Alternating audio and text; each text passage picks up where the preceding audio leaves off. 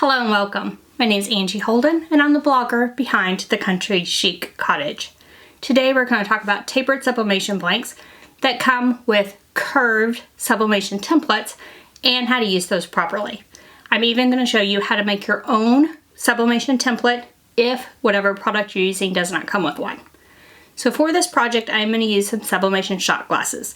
They have a tapered surface. However, the same process is going to apply to any tapered sublimation blank, and I am going to show you why.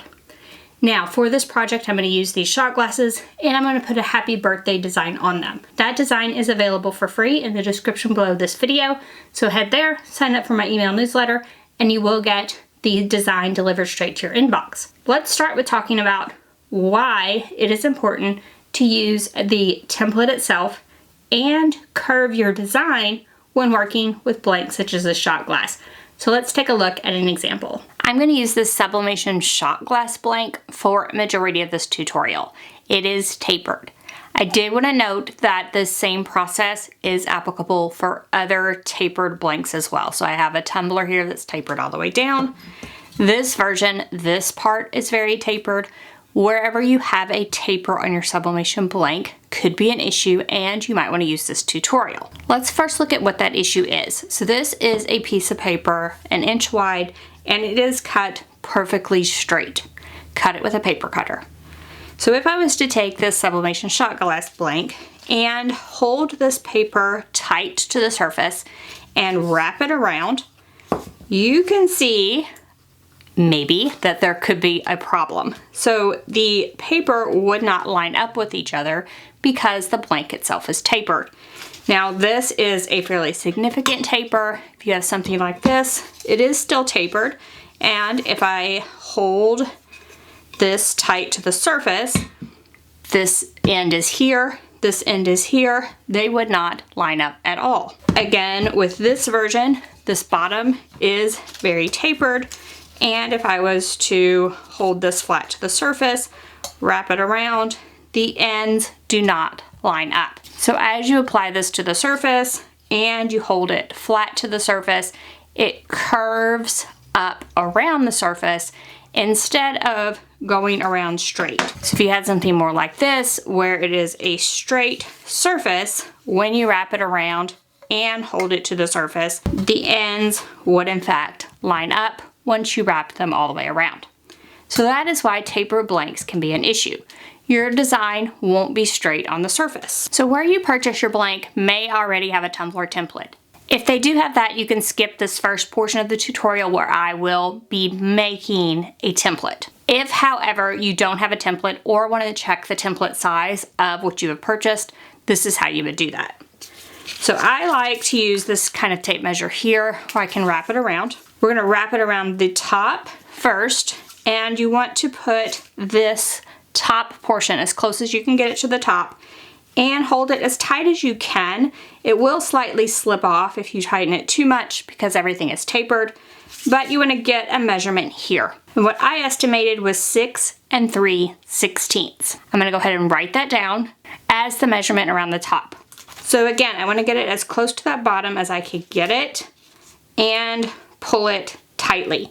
And I'm estimating here that this is 4 3/16. Then our last measurement is going to be the height, and you can use a flexible like sewing machine tape measure or just a ruler, and this is 2.5 inches tall. So now I have the 3 dimensions that I need. The next portion is going to be to make the template. So let's head to our computer and see how to make that easily. The first thing you'll need is the Online Labels Tapered Label Generator.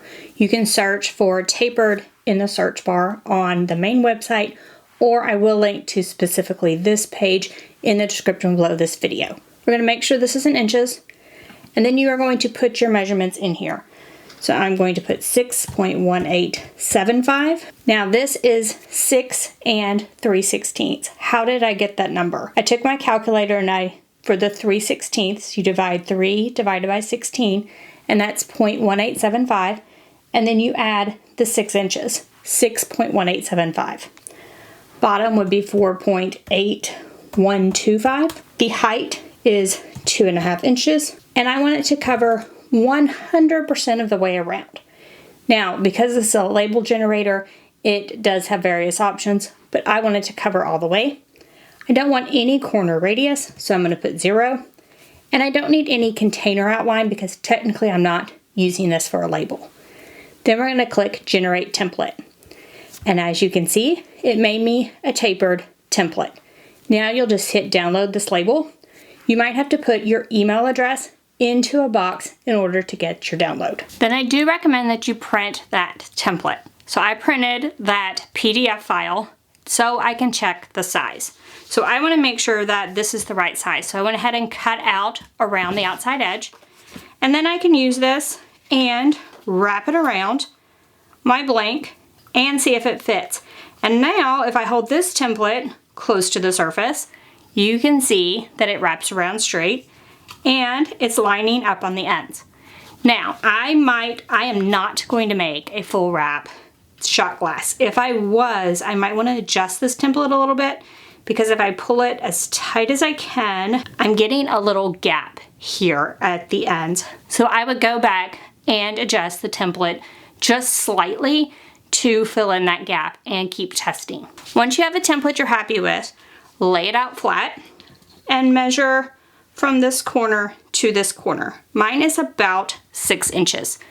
This will give you a reference when we do our next steps to make sure you're getting everything sized correctly. So be sure to get this measurement before you continue. So now let's see how to use this template to actually size your design. Once you've downloaded that, it will be a PDF file. We need a PNG file for the rest of the process. So I'm going to use pdf2png.com. I'm going to click Upload Files, find that PDF I just downloaded on my computer. It will upload to the website and then there will be a download button. That download will download a zip file to my computer. You need to unzip that in order to get the PNG file out of the zip. The PNG file is an image file. The next website we're going to go to is photopea.com. I'm going to click New Project. And I'm going to change this to inches. And I'm going to make this an 8.5 by 11 inch because that's the size of my sublimation paper. And you want to change this for sublimation to 300 pixels per inch. So 8.5 by 11 inches, 300 pixels per inch. Background being transparent. And click Create. Now we have our sheet of paper on our screen. First we're going to go to File, Open and Place. First find the PNG template on your computer and click Open. The template will open up. This should come in at roughly the correct size. If it does not look like the right size to you at this point, you might need to change it. You can add these rulers by clicking View and click Rulers. You can right-click the ruler to change to inches or millimeters depending on what you would like. And that way you can kind of see what's happening here. So I can tell if I zoom in here about how big my template is. And I could use the one I measured on my computer to roughly see if this was the correct size. So it seems to be a little large, so I'm going to decrease that size. And it should be about 6 inches across the top there. So I'm going to leave it at 6 inches. And what I'm going by are the corners at the top. And I'm just measuring with a ruler on the actual PDF template that I printed out, cut out, and tried on my blank. So now I have an appropriately sized template. Now we're going to click the checkbox to accept that size. Now I'm going to do File, Open and Place. This time I'm going to find the file on my computer that I want to print. So I'm going to open that up. And here I have that file. Now, first of all, I want that file to be in front of my template. So I'm going to head over here and I'm going to drag this up. And now it is in front of my template. Then I'm just going to click this box in the very center and it opens up some options here at the top. The first thing I'm going to do is resize it. And I want it about 4 inches wide. That's about how long I've decided that I want it to be on this template. Looks pretty good to me. However, now we need to warp it to this template. So I'm going to move it all the way to the top so I can see a little bit better. I'm going to click Warp. Next, we're going to click Style here, and I'm going to go with Arc. Now it opens up at a 50% arc. We can tell that's way too much. I'm going to drop that to about 20%. With a 20% arc, that looks pretty good. It is fitting my template. The goal here is to get the arc to about the same as the template itself. You can change the bend by various degrees, so I could actually change this to something like 19%. It does not have to be a round number. Once you're happy with the bend, we are going to click this check mark to accept. Now we can click the template itself and click the delete button. Now we have our design and it's warped to fit our template. If you want to fit more than one per page, remember if we zoom out here, this is our page, so we're not utilizing much of our page here at all. We can actually right click over here and duplicate that layer, move the duplicated layer down, and continue down the page. Once we have that page filled up, we are ready to print this design. So what I'm going to do is do File, Export As, and you can export this as a PNG, you can export it as a PDF, you can export it however you would like. I generally like to print PDFs on my Brother Sublimation printer, so I'm going to export it as a PDF. Now, when you first do this, you do want to make sure these two boxes are checked. So if your design is looking a little something like this, you're like, where did my warp go? You want to make sure that the rasterize all and vectorize text boxes are checked. That will make sure that everything stays just the way you designed it. Now you can change this to inches and ensure that everything looks okay. So you want this at 8.5 by 11, no margin, and that way it'll print out exactly the size that you intend it to be. Now we're going to save this to our computer. And now we can print that design with those curved designs that fit our template. This is the curved version that I printed, that I just designed and I printed out. I went ahead and printed a straight version as well because I am going to sublimate this both ways so you can see what a difference it makes to make this curved template and take this time to do so. Right now what I did was I cut out both versions. So you can see I have both the straight and curved version of this design. So I just wanted to show you just kind of if I'm going to make this. When I'm laying this on, I'm holding it tight to this shot glass and I'm wrapping it around.